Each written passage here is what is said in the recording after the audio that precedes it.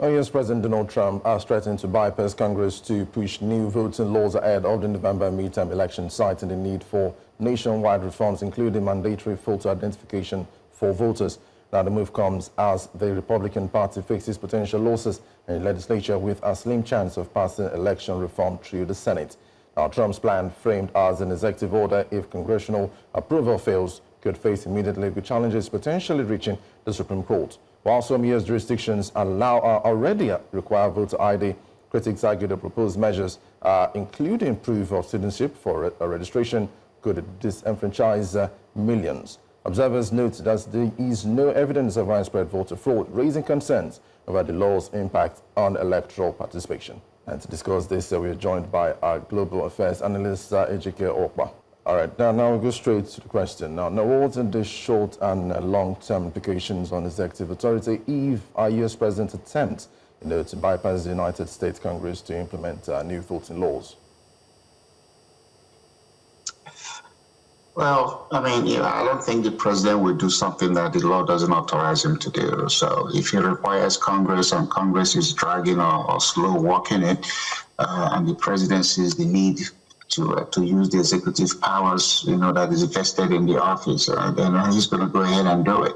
I think, I don't even know why we should be having a discussion about voter ID. We need ID when we get on the airplane, we need ID when we drive, we need ID when we do a lot of things in America. Then it comes to voting, one of the most important civil duties every citizen is entitled to do, and then we're going to say we don't need ID. I don't think that is good.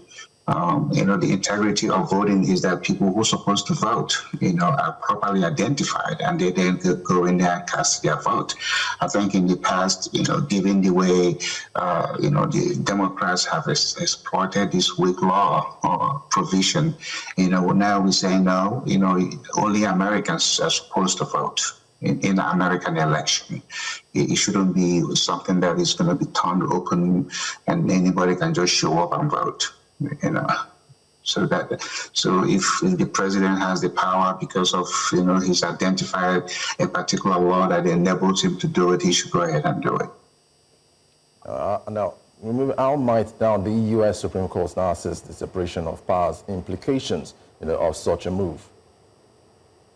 Well, if Congress is not coming along with it and the president wants to do it, obviously it's going to end up in the Supreme Court, and then the Supreme Court, because the election has a time frame, and then the Supreme Court is going to come up with a ruling.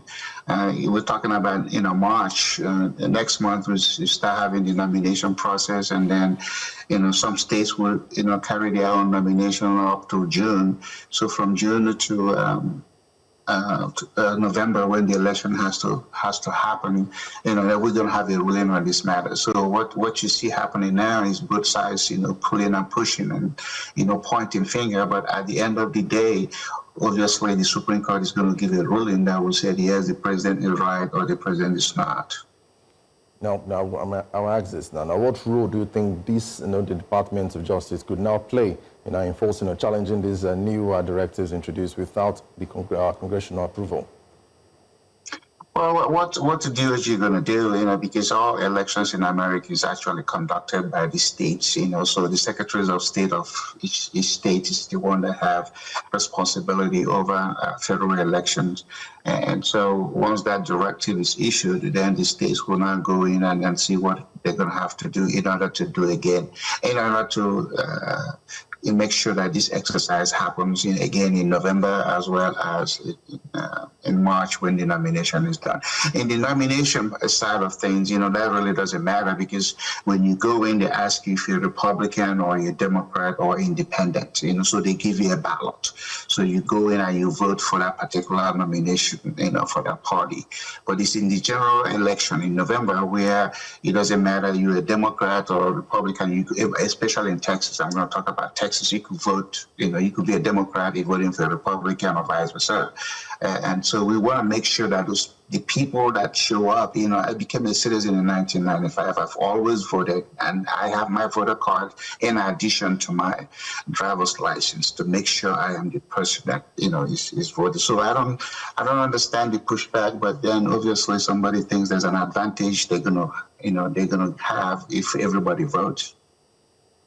And do you think individual states legally could resist federal intervention in election administration, given the U.S. Federalist structure? No, I mean, you remember when Trump was doing this, some states sued and said they're going to remove him from their own ballot system. At the end, it's more about noise. They have to put him. The federal election law is the federal election law. Okay. The states don't have a whole lot of legal rights to refuse certain things if it's coming from the federal government. So again, we are a union of states, but that union of states does not compel any state to pull out and say, no, we're not going to do this. Again, that's why we have the Supreme Court. And once the Supreme Court makes that ruling, then we see what you have to do because the law says you have to do it. All right, now thank you for joining us for this short, brief moment. Well, thank you.